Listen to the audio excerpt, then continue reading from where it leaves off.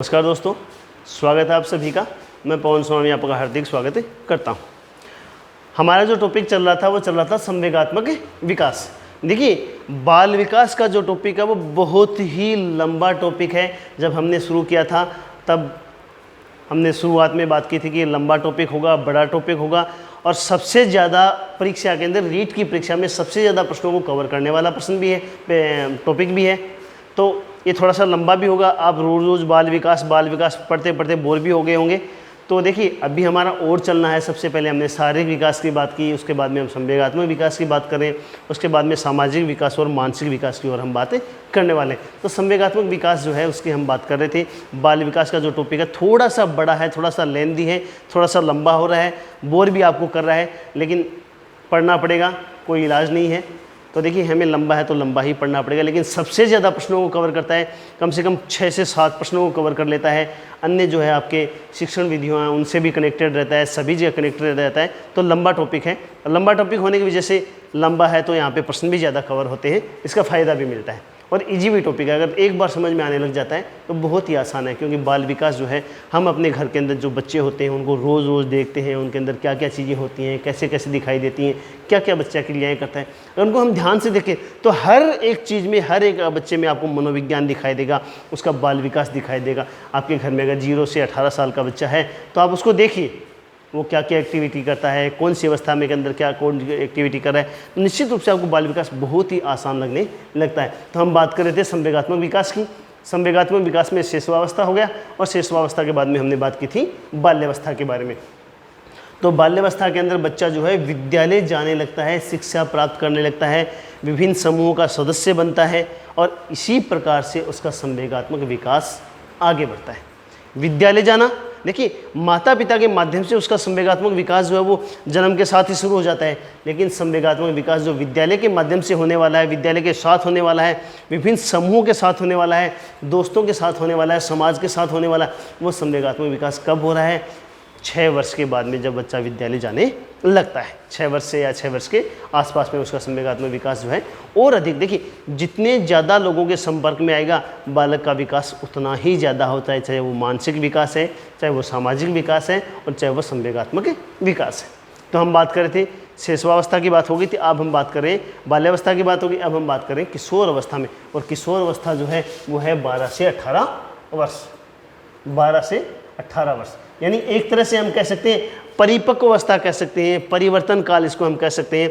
परिवर्तन काल, अगर परिवर्तन शब्द का उचित प्रयोग करना है तो वो कौन सी अवस्था के लिए किया जाता है? किशोर अवस्था के लिए करना है। अब वो परिवर्तन कौन सा है? सामाजिक परिवर्तन है, शारीरिक परिवर्तन है, मानसिक परिवर्तन है, सभी प्रकार के संवेगात्मक परिवर्तन है। सभी प्रकार के परिवर्तन कौन सी अवस्था में दिखाई देते हैं? किशोर अवस्था में दिखाई देते हैं। पिछले टेस्ट में भी आपको एक प्रश्न दिया गया था कि किशोर अवस्था के लिए जो कौन सा शब्द प्रयोग किया जा सकता है, तो परिवर्तन शब्द का जो प्रयोग किया जाता है वो कौन सी अवस्था के लिए किया जाता है? किशोर अवस्था के लिए किया जाता है। अब वो परिवर्तन कौन सा होगा? शारीरिक, मानसिक, सामाजिक और संवेगात्मक सभी प्रकार के परिवर्तनों का काल जो है वो कौन सी अवस्था है? किशोर अवस्था है।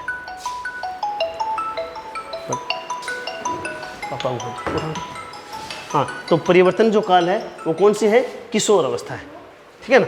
तो अब आज हम बात करने वाले किशोर अवस्था की, और किशोर अवस्था के अंदर हम सबसे पहले हम बात करते हैं कि मनोवैज्ञानिक है कोलबर्स।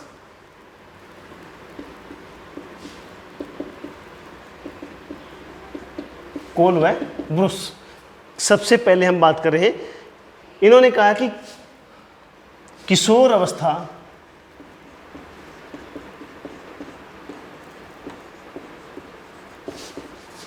के आगमन के चिन्ह, किशोर अवस्था के आगमन के चिन्ह बालक की,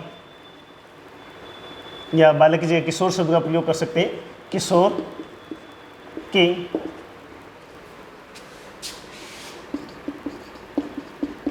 संवेगात्मक विकास की तीव्रता के साथ दिखाई देने लगते हैं।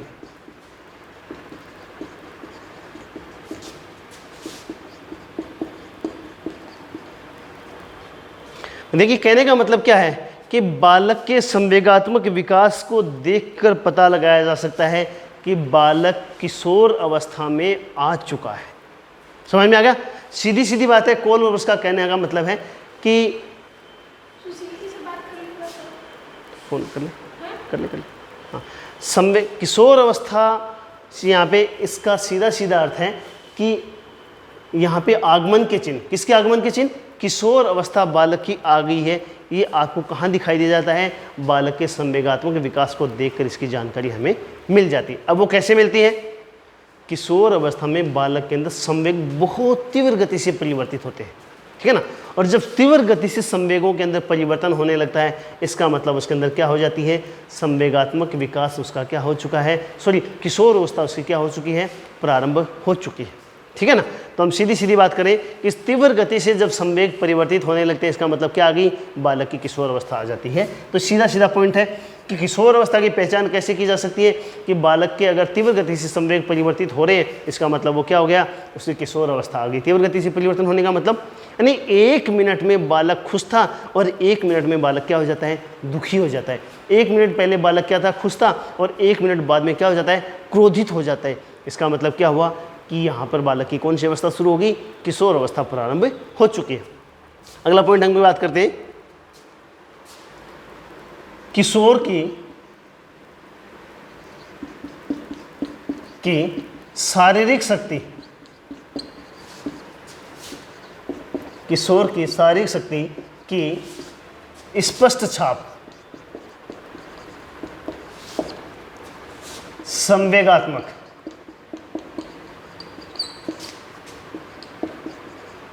विकास पर दिखाई देती है।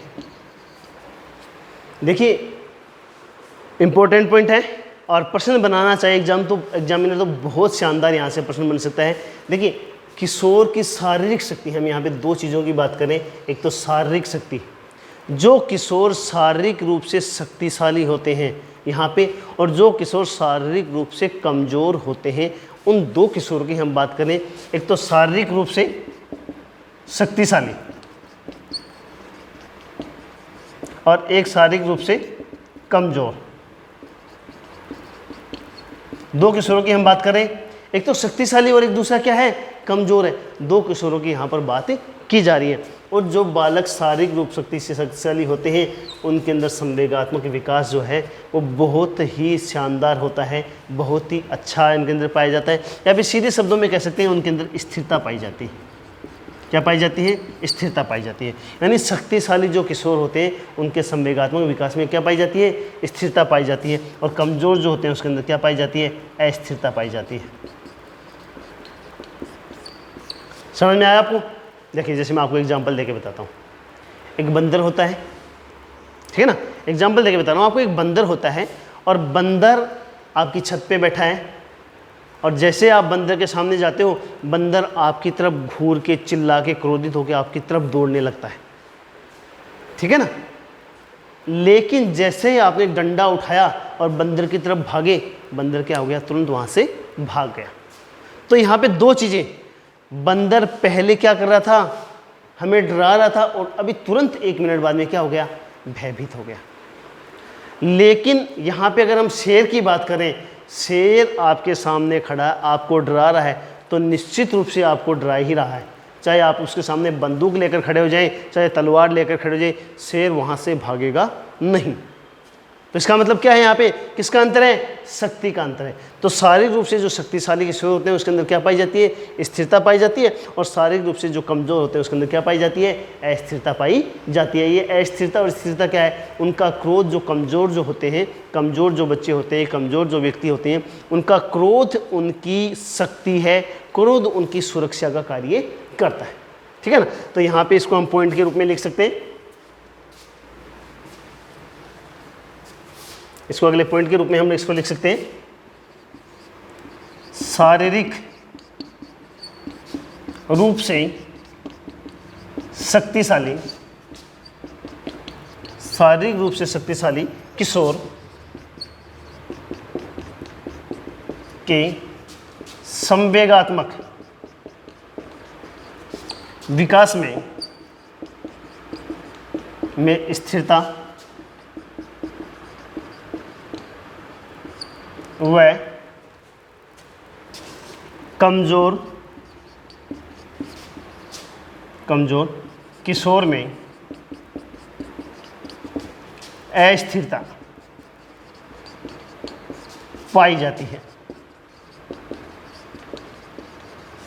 ठीक है ना। जो शारीरिक रूप से शक्तिशाली जो किशोर होते हैं उनके संवेगात्मक विकास में स्थिरता पाई जाती है, और जो शक्तिशाली नहीं होते हैं, जो कमजोर होते हैं, उसके अंदर क्या पाई जाती है? अस्थिरता पाई जाती है। इसकी जगह आप स्वस्थ कह सकते हैं, सबल कह सकते हैं, शक्तिशाली कह सकते हैं। यहाँ पे शारीरिक रूप से जो शक्तिशाली है ना, शक्तिशाली शब्द स्वस्थ, सबल आदि शब्दों का प्रयोग यहाँ पे किया जा सकता है। ठीक है ना। चौथे पॉइंट की हम बात कर रहे हैं।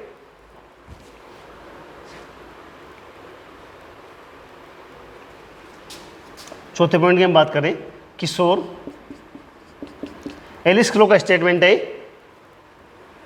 अगला। चौथा पॉइंट जो है वो एलिस क्रो का, और एलिस क्रो कौन है मैंने आपको बता दिया था। ये क्रो एंड क्रो जो आते हैं उनमें से एक क्या है? एलिस क्रो है।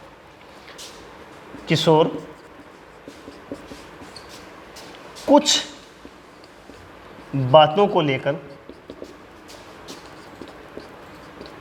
लेकर चिंतित रहता है, जैसे स्वास्थ्य, आकार, आकृति, सौंदर्य, व्यवसाय। अब देखिए, हमने चिंता नामक संवेग जो था उसकी बात हमने कहाँ की थी? बाल्यावस्था में की थी। लेकिन वो चिंता क्या है? कुछ ही देर की चिंता है, स्थायी चिंता नहीं है। मैंने आपको बताया था कि उस समय हमने बात की थी, यहाँ पे उसकी परिपक्व परिणति कहाँ पे होगी? किशोर अवस्था में होगी। चिंता नामक संवेग की परिपक्व परिणति कहाँ पे होगी? किशोर अवस्था में होगी। हमने यहाँ पर बात की थी कि चिंता नामक संवेग जो है वो कहाँ पर अभिव्यक्त होने लगता है, प्रदर्शित होने लगता है? बाल्यावस्था के अंदर। शेष अवस्था से उसका कोई लेना देना नहीं है।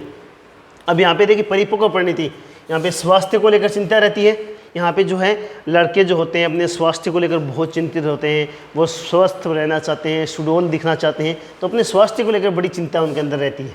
ठीक है ना। आकार आकृति को लेकर बड़ी चिंता रहती है, चाहे लड़का हो चाहे लड़की हो। सौंदर्य की बात जब हम करते हैं तो लड़कियों के अंदर, किशोरियों के अंदर अपने सौंदर्य को लेकर बड़ी चिंता रहती है। ठीक है ना। अपने व्यवसाय को लेकर, किशोर और किशोरी दोनों जो होते हैं अपने किशोर अवस्था में उनके लिए व्यवसाय का चुनाव करना होता है। हमने किशोर अवस्था जब हमने पढ़ा था तो हमने बात की थी किशोर अवस्था की विशेषताओं की हमने बात की थी, और किशोर अवस्था की प्रमुख विशेषताओं के अंदर एक है व्यवसाय का चुनाव। और अपने व्यवसाय के चुनाव के लिए किशोर जो है बड़ा ही चिंतित रहता है, बहुत ही चिंता के अंदर रहता है। इसी कारण उसके अंदर तनाव जो है वो आ जाता है, उसको संघर्ष करना पड़ता है। संघर्षों का जो काल है वो किसको कहा जाता है? किशोर अवस्था को कहा जाता है। तनाव का काल जो है किसको कहा जाता है? किशोर अवस्था को कहा जाता है। तो यहाँ पे हमने बात की थी चिंता नामक जो संवेग है उसकी परिणति, परिपक्व परिणति कौन सी अवस्था में? किशोर अवस्था के अंदर पाई जाती है। अगले पॉइंट की हम बात करते हैं। किशोर अवस्था जो होती है, यहाँ पे किशोर अवस्था की हम अगला पॉइंट हम बात करें। किशोर अवस्था के अंदर बालक ना तो जो है क्या होता है? बच्चा रहता है, और ना ही प्रौढ़ होता है। देखिए, किशोर अवस्था के अंदर सब एक बात हम करते हैं कि सर्वाधिक समायोजन का अभाव जो पाया जाता है वो कौन सी अवस्था में पाया जाता है? किशोर अवस्था में पाया जाता है। समायोजन का सर्वाधिक, आप नोट कर लीजिए इसको, समायोजन का अभाव जो पाया जाता है वो कौन सी अवस्था में पाया जाता है? किशोर अवस्था के अंदर पाया जाता है। और इसका रीजन क्या होता है? क्योंकि बालक इस अवस्था में अपने संवेगों को नियंत्रित नहीं कर पाता है। हमने पहले भी बात की थी, किशोर अवस्था के अंदर बात की थी कि समायोजन और संवेगों को नियंत्रण करना दो आपस में जुड़े हुए पॉइंट हैं, दोनों को आपस में कनेक्ट किया जाता है कि किशोर अवस्था में बालक के अंदर समायोजन का अभाव पाया जाता है, और इसका प्रमुख रीजन कि अपने संवेगों को नियंत्रित नहीं कर पाता है, इसलिए उसके अंदर क्या हो जाता है? समायोजन का अभाव पाया जाता है। अब अपने संवेगों को नियंत्रित क्यों नहीं कर पाता है? ठीक है ना। एक तरफ वो बाल्यावस्था से निकल कर किशोर अवस्था में आ रहा है, और एक तरफ किशोर अवस्था से वो किशोर जा रहा है प्रौढ़ अवस्था की ओर जा रहा है। देखिए यहाँ पे एक तरफ बाल्यावस्था से कहाँ है, किशोर अवस्था में, तो यहाँ पे बाल्यावस्था की जो गुण है उसके अंदर अभी बने हुए हैं। एक तरफ किशोर अवस्था से वो किशोर जा रहा है, प्रौढ़ अवस्था के अंदर जा रहा है, तो प्रौढ़ अवस्था के जो गुण है उसके अंदर धीरे धीरे क्या होने लगते हैं, विकसित होने लगते हैं। और ऐसी अवस्था में बच्चा ना तो किशोर है और ना ही क्या है, ना तो बालक है और ना ही क्या है, प्रौढ़ है। और ऐसी दुविधा की स्थिति में आने के कारण वो क्या होता है, अपने आप को समायोजित नहीं कर पाता है। तो समायोजन नहीं कर पाने से उसको निराशा और असफलता प्राप्त होती है। देखिए यहाँ पर हम बात करें समायोजन, संवेगों पर नियंत्रण नहीं। देखिए हम यहाँ पे इसको कनेक्ट करते हैं, संवेगों पे नियंत्रण नहीं कर पाता है और असमायोजन, और असमायोजन की वजह से असफलता, और असफलता से निराशा, ठीक है ना, असफलता से निराशा, ठीक है ना, और निराशा के कारण जो है मानसिक रोगों का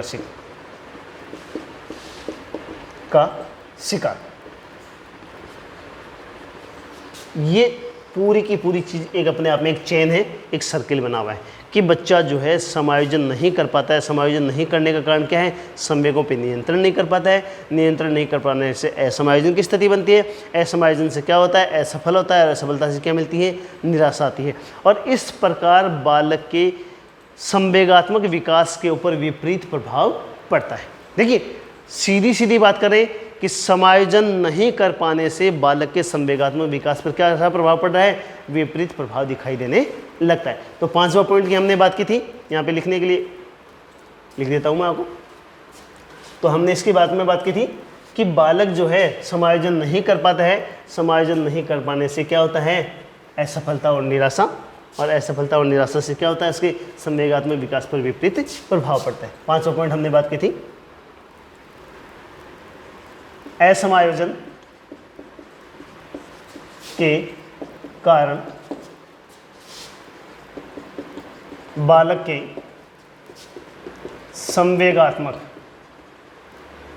के संवेगात्मक विकास पर विपरीत प्रभाव पड़ता है।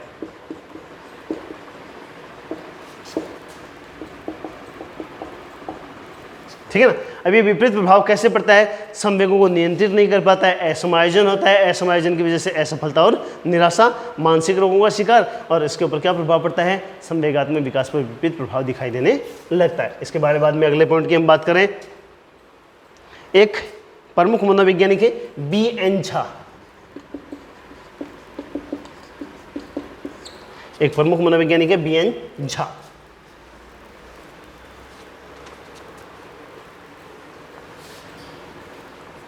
B.N. झा की हम बात करने वाले हैं। तो B.N. झा क्या कहते हैं कि बालक के संवेगात्मक विकास विचित्र होता है। किशोर अवस्था की बात करें, किशोर का संवेगात्मक विकास विचित्र होता है।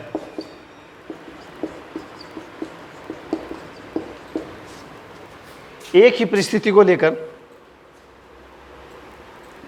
एक ही परिस्थिति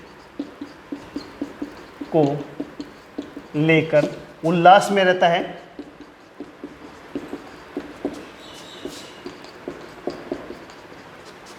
और उसी परिस्थिति के कारण कुछ ही पल में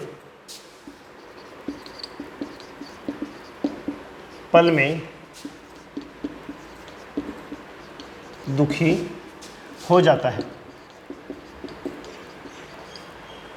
ठीक है ना।